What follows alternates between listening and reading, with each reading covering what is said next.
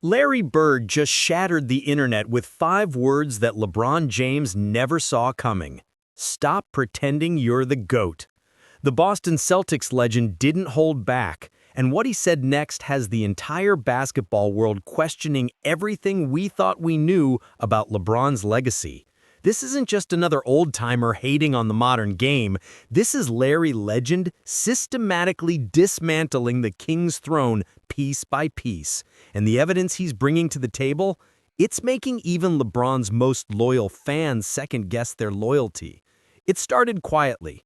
Too quietly for something that would explode into the biggest basketball controversy of 2025. Larry Bird, the man who built his legacy on trash talk and backing it up, decided it was time to address the elephant in the room. LeBron James calling himself the greatest of all time. And Larry? He wasn't having it. In an exclusive sit-down that surfaced in January 2025, Bird didn't just disagree with LeBron's GOAT status, he obliterated it. "Stop pretending you're the GOAT," Bird said, leaning back with that same cold confidence he had when he'd tell defenders exactly where he was going to shoot from and then do it anyway. You want to be in the conversation? Fine. But don't act like the debate is over when the numbers tell a completely different story. The room went silent because when Larry Bird speaks, people listen. This isn't some hot take artist looking for clicks. This is a 3-time NBA champion, 3-time MVP, and arguably the most clutch player of his generation telling the modern king that his crown is sitting crooked. Social media immediately went into meltdown mode. LeBron fans came out swinging, calling Bird bitter, washed, jealous of LeBron's longevity. But Bird supporters, they were ready with receipts. Screenshots of finals records, highlight reels of Bird in clutch moments, comparisons of supporting casts and era difficulty. This wasn't just an opinion anymore. Larry Bird had declared war on LeBron's legacy, and he brought ammunition. Here's where Bird really twisted the knife.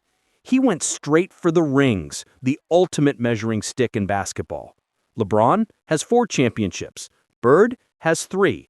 On paper, LeBron wins that comparison, right? Wrong. At least according to Larry Legend. People see 4 rings and think that's better than 3, but they're not asking the right questions. How did you get those rings? Who did you have to beat? And more importantly, did you build a dynasty or did you just chase one? Bird's point hit like a dagger. He won all 3 of his championships with the same core group. Same city, same organization, same loyalty. LeBron?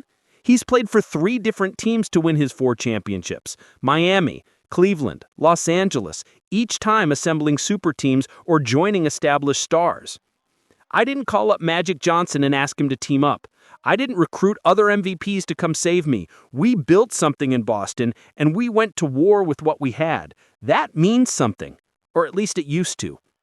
The comparison stung, because it's rooted in truth. Bird, McHale, and Parrish. That was the core. They drafted well, developed chemistry, and dominated the 80s against some of the fiercest competition the league has ever seen.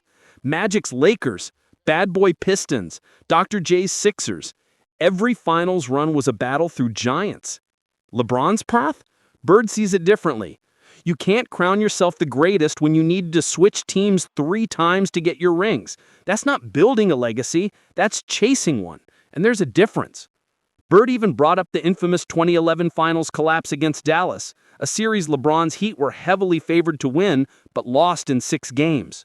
The greatest of all time doesn't disappear in the finals, Bird said flatly. Michael didn't, Magic didn't, I didn't.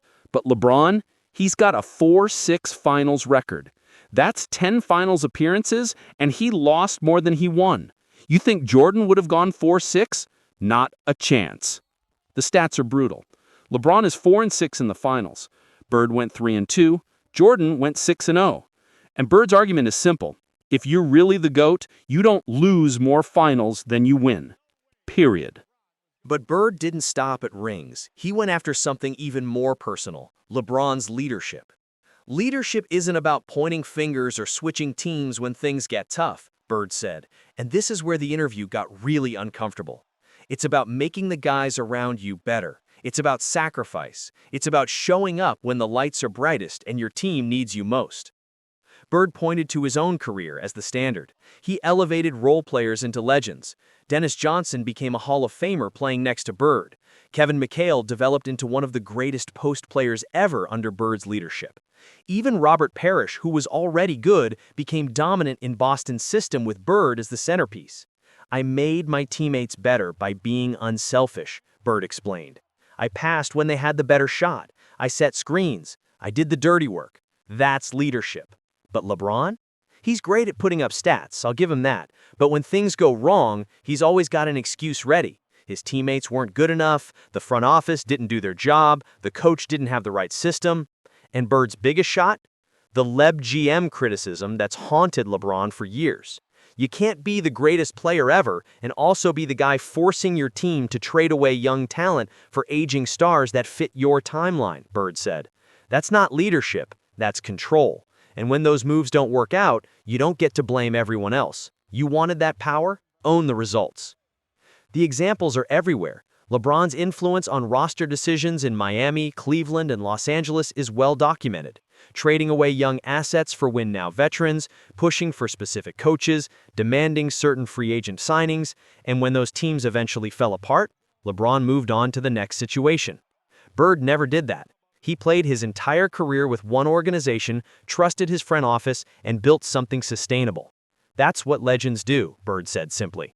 They don't run, they don't make excuses, they win with what they've got, or they die trying. The leadership question isn't just about X's and O's, it's about mentality, and Bird believes LeBron's mentality, despite all his success, doesn't match up to the true GOATs of the game. This is where Bird's argument gets really spicy. He started comparing eras, and he didn't pull any punches. The competition I faced, night in, night out, you were going up against Hall of Famers, Magic and the Lakers, Isaiah and the Pistons, Julius Erving, Moses Malone, Dominic Wilkins. Every single night was a war. You couldn't take possessions off, you couldn't coast through the regular season and flip a switch in the playoffs. Bird's point is clear. The 80s and early 1990s were a different beast. The league was smaller, more condensed with talent. There were fewer teams, meaning every roster was stacked. You couldn't avoid the gauntlet. But LeBron's era? Bird sees it as diluted. The Eastern Conference during most of LeBron's prime was a joke, Bird said bluntly. Who was he beating to get to the finals year after year? The Indiana Pacers? The Hawks? The Raptors before Kawhi showed up? Come on. I was going through Magic, Kareem, and Worthy just to get a shot at a ring. LeBron was walking to the finals for almost a decade. The numbers back this up. From 2011 to 2018, LeBron made 8 straight finals, but his competition in the East? Historically weak. No dynasty teams, no multiple MVP candidates blocking his path, just solid teams that could never match up with LeBron's firepower. And when LeBron finally faced real competition in the finals, Bird points to that 4-6 record again. He got there easy and lost when it mattered. That's not the mark of the greatest ever. That's the mark of a guy who dominated a weak conference and struggled against elite competition.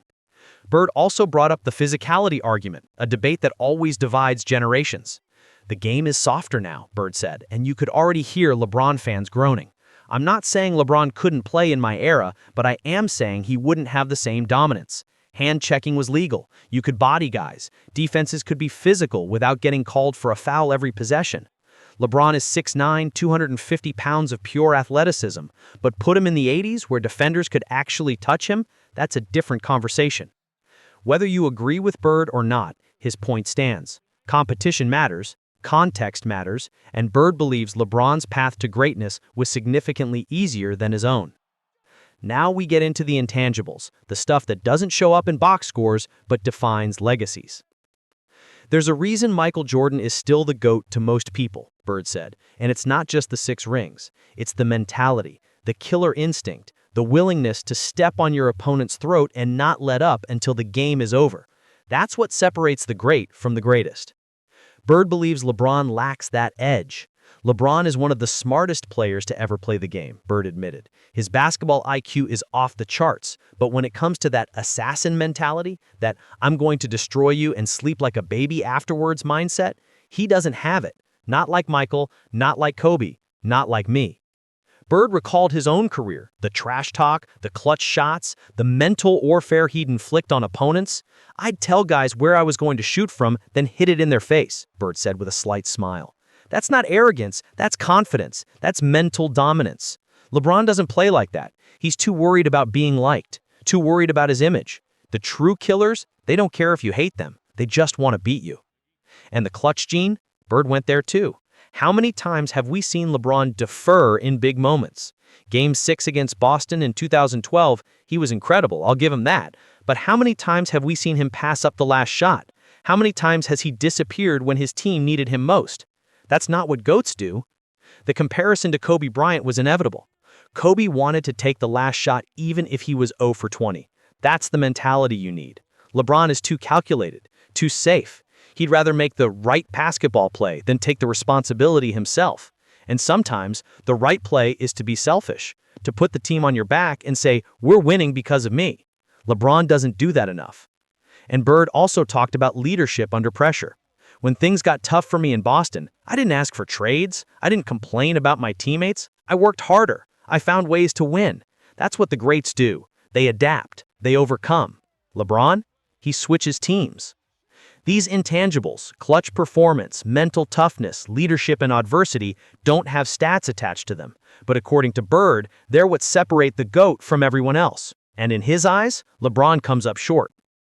So where does this leave us? Larry Bird just dropped a nuclear bomb on LeBron's legacy, and the basketball world is scrambling to pick sides. LeBron's camp, they've been mostly silent. No direct response, no fiery comeback, just business as usual, posting workout videos, promoting his latest ventures, staying above the fray. But that silence, it's deafening, because when you claim to be the greatest of all time and a legend like Larry Bird systematically dismantles that claim, saying nothing almost feels like admission. Fans have split right down the middle, and predictably, it's generational warfare. Older fans who grew up watching Bird, Magic, and Jordan, they're nodding along with everything Bird said. Finally, someone said it. LeBron is great, but he's not the greatest. Bird just exposed the truth.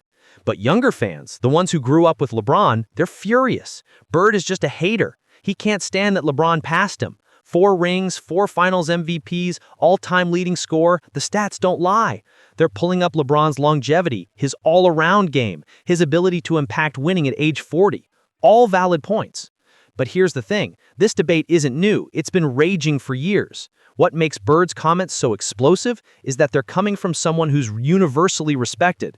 This isn't Skip Bayless throwing out hot takes for ratings. This is Larry freaking Bird, a top 10 player all time, saying LeBron doesn't deserve to be called the GOAT. That carries weight.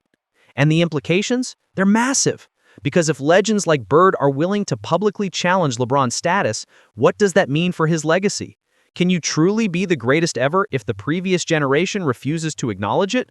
Or does each era simply crown its own GOAT and the debate becomes pointless? Bird's final message was clear. LeBron James is a phenomenal basketball player, one of the best to ever do it. But the GOAT? No. That throne belongs to Michael Jordan, and until someone matches what he did, 6-0 in the finals, 5 MVPs, the most clutch player ever, the conversation is over. LeBron can keep chasing it, but he's not catching it, and the sooner people stop pretending otherwise, the better. So here's the question that's dividing the entire basketball world right now. Is Larry Bird right? Does LeBron's legacy fall apart when you look beyond the stats and consider the full picture? The team hopping, the finals losses, the lack of killer instinct? Or is Bird just another old head who can't accept that the game has evolved and LeBron is the most complete player we've ever seen? Drop your thoughts in the comments and be honest. Are you Team Bird or Team LeBron? Because after what Larry just said, sitting on the fence isn't an option anymore. The GOAT debate just got a whole lot more complicated. Larry Bird didn't just throw shade, he brought an entire storm. And whether you agree with him or not, one thing is certain, this conversation is far from over. LeBron's throne is shaking, and Larry Bird is the one swinging the hammer.